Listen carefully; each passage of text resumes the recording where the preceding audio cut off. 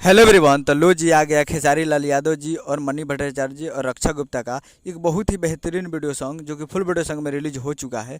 और इस गाने को लिखे हैं कृष्णा बेदर्दी जी और इसमें म्यूजिक दिए हैं कृष्णा बेदर्दी जी। और इस गाने को गाए हैं खेसारी लाल यादव जी और शिल्पी राज जी, जो कि आपको स्क्रीन कवर दिखाई दे रहा है। जिस सॉन्ग का टाइटल रखा गया है बिहान होके दो, जिसका टाइटल है बिहान होके दो।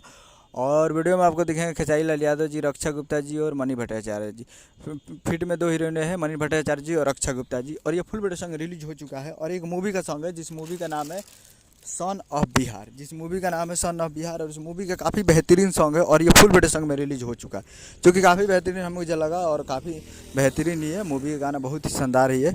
तो फुल वीडियो सॉन्ग आ चुका है। तो आज फुल वीडियो सॉन्ग रिलीज 29 नवंबर 2023 को सुबह 7 बजे ये फुल वीडियो सॉन्ग को रिलीज कर दिया गया। तो आज 30 तारीख को सुबह 7 बजे फुल वीडियो सॉन्ग में आ चुका है। तो आप लोग जाइए और जाकर इसको captain watch hits present Bhojpuri YouTube channel पर जाकर फुल वीडियो सॉन्ग को वॉच कर सकते हैं।